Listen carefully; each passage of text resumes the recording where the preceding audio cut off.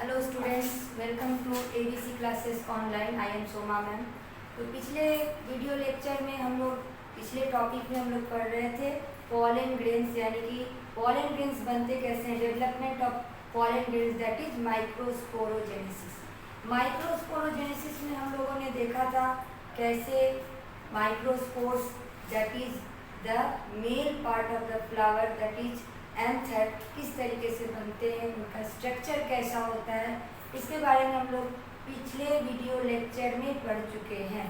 अब आज के वीडियो लेक्चर में हम लोग पढ़ेंगे कि ये जो पॉलन ग्रेन्स बनते हैं इनका डेवलपमेंट फर्दर कैसे होता है और उनका फेट क्या होता है। After development what is the fate of the pollen grains और characteristics of the pollen grains हम लोग आज के वीडियो लेक्चर में जानेंगे। ठीक है, तो हम लोग पढ़ चुके थे कि पॉलन ग्रेन जो होते हैं वो दो लेयर से मिलकर बने होते हैं, एक्साइन और एंटाइन। एक्साइन जो होता है वो डिसकंटिन्यूअस लेयर होता है और इसका काम होता है प्रोटेक्शन प्रोवाइड करना पॉलन को, और जो डिसकंटिन्यूअस जो स्पेस होते हैं एक्साइन के पास उनको हम जर्म पोर कहते हैं। एक्साइन के चारों तरफ एक लेयर चढ़ा होता है जिसको स्पोरोपोलेनिन का लेयर चढ़ा होता है, और स्पोरोपोलेनिन को हम लोग सबसे ज़्यादा बायोलॉजिकली रेसिस्टिव प्रोटीन मानते हैं। ठीक है, और उसके बाद हम लोग पढ़े थे अंदर का जो इंटाइन होता है, इंटाइन क्या करता है, इंटाइन क्या चीज़ से मिलकर बना होता है, तो इंटाइन सेलुलोज और पैक्टिन से मिलकर बना होता है। इंटाइन का काम होता है जर्म पोर को पॉलन ट्यूब को में जो है वो कंटिन्यू करना।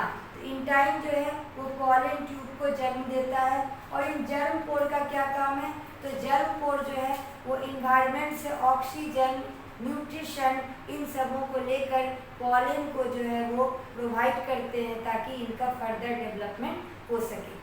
ये सारी बातें हम लोग पिछले वीडियो लेक्चर में पढ़ चुके थे, तो इनके बारे में मैंने थोड़ा सा बता दिया ताकि अभी के वीडियो लेक्चर को, आज के टॉपिक को समझने में आपको आसानी हो। ठीक है, तो एक बार फिर से हम लोग स्ट्रक्चर की तरफ आए तो ये है आपका पॉलन ग्रेन का स्ट्रक्चर। पॉलन ग्रेन के स्ट्रक्चर में आपको दिख रहा है बाहर एक्साइन, ये इंटाइन, और अंदर साइटोप्लाज्म भरा हुआ है और रेड कलर से जो डिनोट है दैट इज न्यूक्लियस। ठीक है, अब जब ये फर्दर डेवलप करेगा, जब इसको न्यूट्रिशन मिलेगा, आफ्टर डेवलपमेंट इसका फेट क्या होगा, ये कैसा स्ट्रक्चर में चेंज होगा, ये हमको आज जानना है। तो जैसे ही इंटाइन के द्वारा, जर्म पोर के द्वारा इंटाइन जो है वो रिसीव करेगा न्यूट्रिशन को, रिसीव करेगा ऑक्सीजन को, रिसीव करके क्या करेगा, पॉलन को प्रोवाइड करेगा। तो इस न्यूक्लियस में क्या होगा, ये न्यूक्लियस जो है ये क्या करेगा, दो भाग में, दो सेल में कन्वर्ट करेगा। ठीक है, देखिए यहाँ लिखा हुआ है when pollen grain mature it contain 2 cells. ठीक है, ये 2 सेल में कन्वर्ट करेगा। ये जो है अंदर का न्यूक्लियस अब ये 2 सेल में कन्वर्ट करेगा। कौन कौन से 2 सेल, तो आपको स्ट्रक्चर में दिख रहा है कि एक बड़ा सा सेल है ब्लू कलर का और एक छोटा सा सेल है रेड कलर का।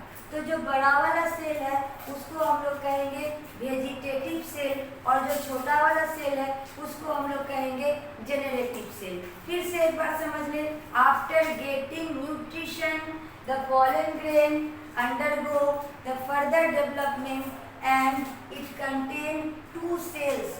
One cell is larger in size and is known as vegetative cell, whereas the another cell is smaller in size and known as generative cell. तो नाम में ही काम छिपा है, वेजिटेटिव सेल और जेनरेटिव सेल। तो vegetative cell का मतलब जो वेजिटेशन प्रोवाइड करे, जेनरेटिव सेल का मतलब जो किसी चीज का जनरेशन करे, किसी चीज को जन्म दे। ठीक है, तो अब ये 2 साइज के सेल हैं। वेजिटेटिव सेल साइज में बड़ा होता है क्योंकि ये फूड को स्टोर करता है। ठीक है, तो it store food material. Store food material क्यों, क्योंकि जब तक कि मेल गैमेट को फीमेल गैमेट से भेंट ना हो तब तक मेल गैमेट को जिंदा रखना है। ठीक है, तो जिंदा रखने के लिए उसको न्यूट्रिशन देना जरूरी है। जब तक उसे न्यूट्रिशन नहीं मिलेगा तब तक क्या मेल गैमेट जिंदा रह सकता है? नहीं, वो सूख जाएगा। इसीलिए वेजिटेटिव सेल चूँकि बहुत सारा खाना अपने आप में स्टोर रखता है तो ये साइड में बड़ा होता है और वो तब तक न्यूट्रिशन प्रोवाइड करते रहता है मेल गैमेट को जब तक मेल गैमेट फीमेल गैमेट तक पहुंच न जाए और जब तक दोनों का क्या हो कंबाइन, जब तक दोनों न कर जाए तब तक के लिए वेजिटेटिव सेल हमेशा क्या रहता है, ये जेनरेटिव सेल के साथ रहता है for the further nutrition, for the further development. अब हम लोग आ जाए जेनरेटिव सेल के पास। तो जेनरेटिव सेल का मतलब होता है जो जेनरेट करे, हु जेनरेटेड समथिंग। तो ये क्या जेनरेट करेगा, तो जेनरेटिव सेल का काम होगा कि ये दो मेल गैमेट बनाएगा। ठीक है, अब ये दो मेल गैमेट कैसे बनाएगा, इन दो मेल गैमेट का क्या फेट है ये हम लोग आगे पढ़ेंगे। अभी हम जान ले कि after further development the pollen grains mature and it contains two cells. One cell is larger in size known as vegetative cell which gives nutrition to the pollen grains. It stores some food materials, whereas another is smaller in size and known as generative cell. It is known generative cell as it give rise to two male gametes. Okay, समझ में आया? तो सभी बातों को मैंने यहाँ लिख दिया है। ठीक है, तो अब ये जो कैसे कैसे क्या होता है जरा सा मैं ब्रीफ में आपको समझाने की कोशिश करती हूँ। ठीक है, अब देखो ये जो इंटाइन है, ठीक है, ये इंटाइन है। ये इंटाइन मैंने बताया था पिछले वीडियो लेक्चर में कि ये क्या करता है, जर्म ट्यूब में कन्वर्ट, पॉलन ट्यूब में कन्वर्ट कर जाता है। तो अब मैंने कहा कि जेनरेटिव सेल जो है ये क्या करता है, दो मेल गैमेट बनाता है। तो ये जेनरेटिव सेल क्या करेगा, दो मेल गैमेट बनाएगा। ये दो मेल गैमेट बनाएगा। ये दो मेल गैमेट कहाँ चले जाएंगे, इस पॉलन ट्यूब के पास चले जाएंगे। इस पॉलन ट्यूब का काम क्या होगा, तो पॉलन ट्यूब के बारे में आप लोगों ने थोड़ा बहुत 10th क्लास में पढ़ा था कि दिस इज कीमोटैक्टिक इन नेचर। ठीक है, कीमोटैक्टिक के बारे में आप जानते हैं कि ऐसा मूवमेंट जो केमिकल से हो, जो केमिकल के टुवार्ड्स हो, दैट इज नोन एज कीमोटैक्टिक। ठीक है, तो पॉलन ट्यूब जो है वो केमिकल की भाषा समझते हैं, केमिकल कोऑर्डिनेशन करते हैं। ठीक है, तो उनको कैसे पता होगा कि कहाँ पर फीमेल गैमेट है, उनके पास तो आंखें नहीं होती या उनको कोई ले जाने वाला नहीं होता, तो केमिकल कोऑर्डिनेशन होता है between the male gamete and female gamete. ठीक है, कैसे होता है, बहुत ही इंटरेस्टिंग, ये बहुत ही इंटरेस्टिंग फैक्ट है। जब आप पढ़ोगे तो सोचोगे कि किस तरीके से फूलों में भी हमारे तरह संवाद होता है, लेकिन वो संवाद कैसा होता है, जैसे हम लोग भाषा की तरह बोलते हैं, तो फूलों में या फ्लावर्स में जो संवाद या जो कोऑर्डिनेशन या जो बातें होती है वो केमिकल के सेंस में होती है, केमिकल के लैंग्वेज में होती है। ठीक है, तो ये जो पॉलन ट्यूब है, ठीक है, ये पॉलन ट्यूब के पास दो मेल गैमेट है और इसका पर्पस होता है फीमेल गैमेट के साथ फ्यूज करना। ठीक है, तो आप हिंदी सिनेमा देखते हो, हिंदी पिक्चर देखते हो, तो उसमें क्या होता है, एक हीरो होती है, एक हीरोइन होती है। तो हीरो हीरोइन का क्या होता है मेन मकसद, दोनों का मिलन होना, और उन दोनों को मिलाने में बहुत वाइटल रोल प्ले करते हैं उनकी सहेलियाँ और उनके दोस्त, हीरो के दोस्त और हीरोइन की सहेलियाँ। तो ठीक इसी तरह फूलों में भी ये कहानी रिपीट होती है। फूलों में भी फूल की जो सहेलियाँ होती है जिनको हम सिनर्जिक सेल कहते हैं, आगे बताऊंगी मैं, बहुत मज़ा आएगा। फूलों की जो सहेलियाँ होती है जिनको सिनर्जिक सेल कहते हैं, वो केमिकल कोऑर्डिनेशन का काम करती है।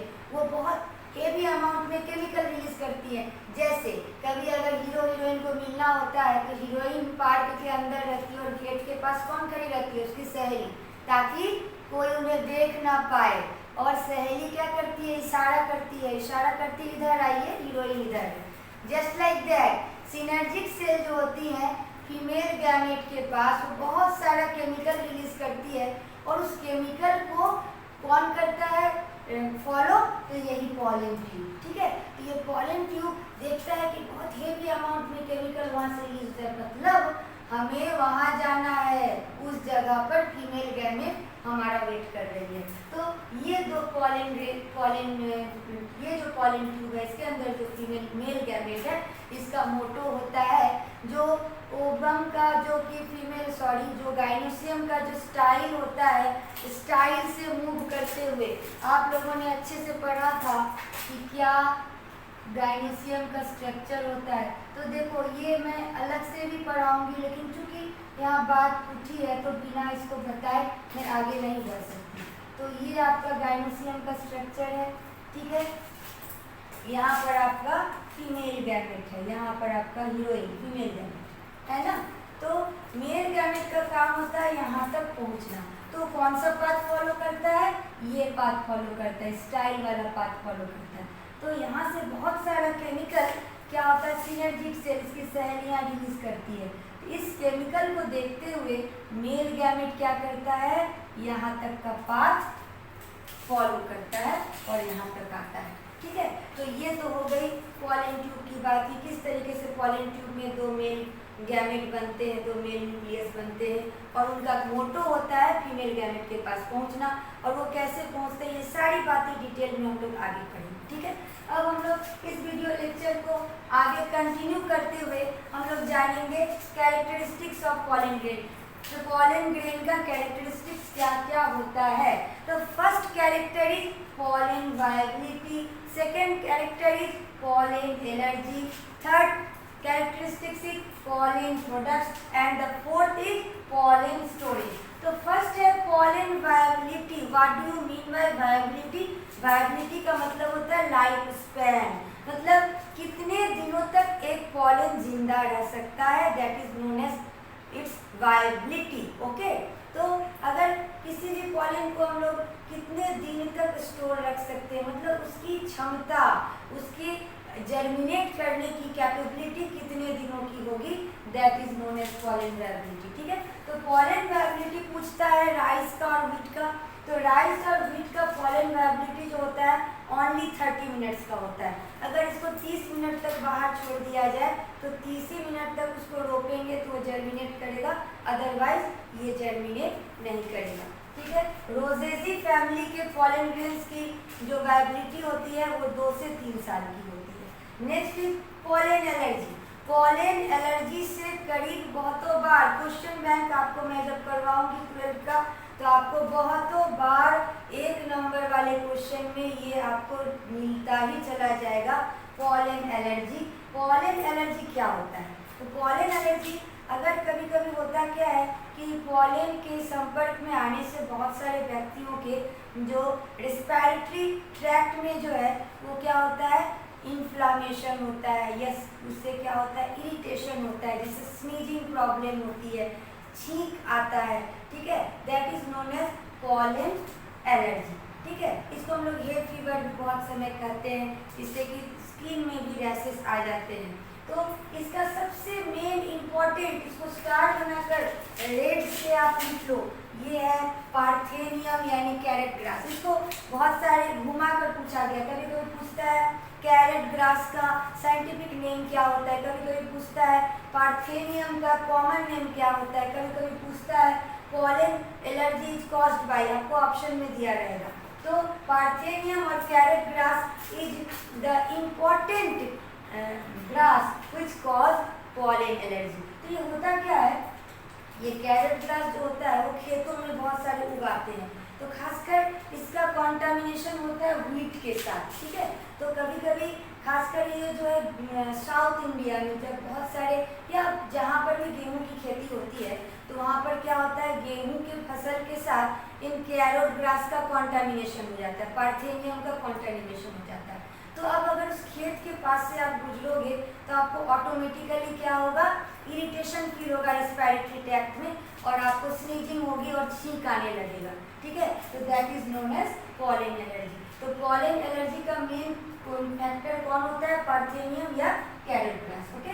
तो it is contaminated with the wheat. Next है पॉलन प्रोडक्ट्स। तो आज nowadays it is fashion to get the pollen nutrients like syrup या like pollen tablets, that there are many food supplements which is available in market as pollen products, ठीक है। तो pollen products से हम लोग जो है, अच्छा pollen products का एक और इम्पॉर्टेंट होता है, इसका नेचर कि अगर पॉलन प्रोडक्ट्स को आप बहुत ज़्यादा मात्रा में लोगे तो इससे क्या होता है, वर्क एफिशिएंसी भी बढ़ती है और ये एक तरीके से जो है वो नशा, जैसे कि मॉर्फिन वगैरह होता है जो कि लोग स्पोर्ट्स में या जो एथलीट्स होते हैं वो लेते हैं अपने वर्क एफिशिएंसी को बढ़ाने के लिए, जो कि बैन है।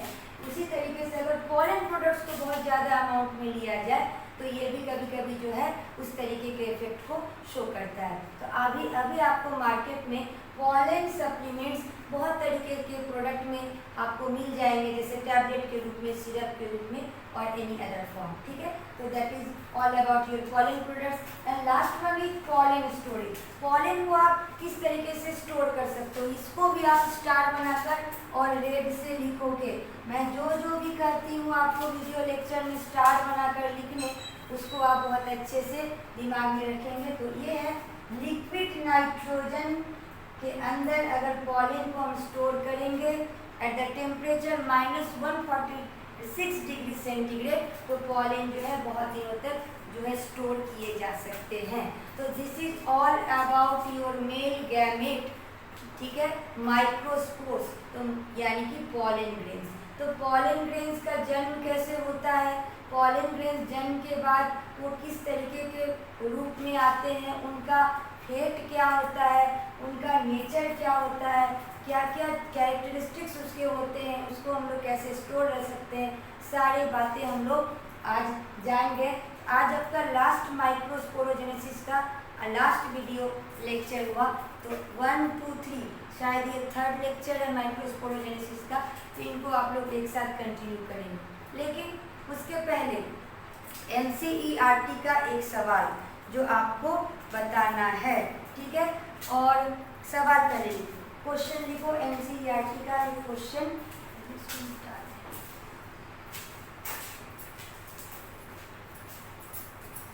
तो क्वेश्चन है, can you think, question is NCERT, question is can you think of how capital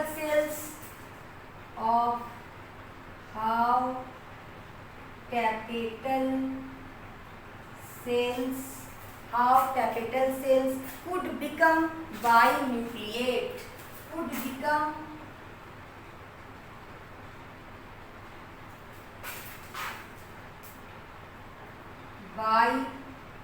बाइन्यूक्लिएट। ठीक है, तो ये आपका NCERT का क्वेश्चन है। ठीक है, शायद एग्जाम्पलर में ये दिया हुआ क्वेश्चन है। तो क्वेश्चन को मेरा मन था कि आपको मैं होमवर्क में दूं कि आप अगले वीडियो लेक्चर में या कमेंट बॉक्स में जाकर मुझे बताएं, लेकिन कमेंट बॉक्स में जाके बताना तो दूर, आप उसको देखते भी नहीं हो, उसका कोई 1-2 बच्चों को छोड़कर किसी का आंसर नहीं आता, तो मैं इसे यहीं पर क्लियर कर दूँगी। तो क्वेश्चन है कि क्या कैपिटल सेल बाइन्यूक्लिएट बन सकता है। तो कैपिटल सेल को आप याद करो, ये था आपका कैपिटल सेल, था कि नहीं, जो मल्टी न्यूक्लिएटेड होता है, मैंने बताया था। तो ये मल्टी न्यूक्लिएट, बाइन्यूक्लिएट या मल्टी न्यूक्लिएट कैसे बनता है, क्वेश्चन इज दैट। ठीक है, तो क्वेश्चन को बिल्कुल घुमा के पूछा गया है कि क्या आप सोचते हो कि एक कैपिटल सेल बाइन्यूक्लिएट हो सकता है। तो हाँ, वो बाइन्यूक्लिएट क्यों, वो पॉलीन्यूक्लिएट हो सकता है और होता है। क्यों होता है और कैसे होता है, तो by the process of, answer is yes, it can be polynucleate by the process of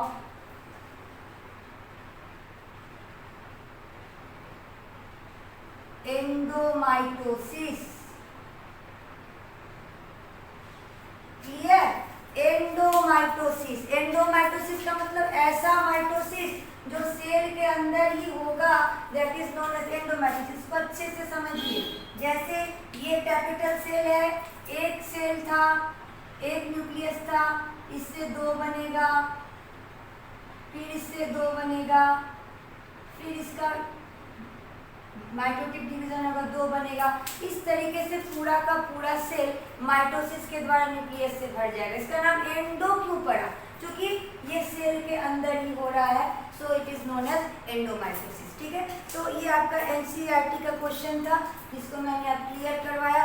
NCERT के अनुसार माइक्रोस्पोरोजेनेसिस क्या होता है? तो as the anther develops the cell of the sporogenous tissue undergo meiotic division to form microspore tetrads. This process of formation of microspore from a pollen mother cell through meiosis is called microsporogenesis. This is the definition of NCERT of the microsporogenesis. तो आज के video lecture में हमने पूरा का पूरा microsporogenesis complete किया, total को हम लोगों ने कवर किया। उसके बावजूद अगर आप एनसीईआरटी पढ़ने पर भी आपको कोई प्रॉब्लम आता है तो प्लीज़ आप कमेंट बॉक्स में मुझसे पूछ सकते हैं या डायरेक्ट कॉल करके भी पूछ सकते हैं। तो आज का वीडियो लेक्चर यहीं तक। अगले दिन हम लोग मेगास्पोरोजेनेसिस यानी कि फीमेल गैमेट के बारे में बात करेंगे। तब तक के लिए thank you and good bye.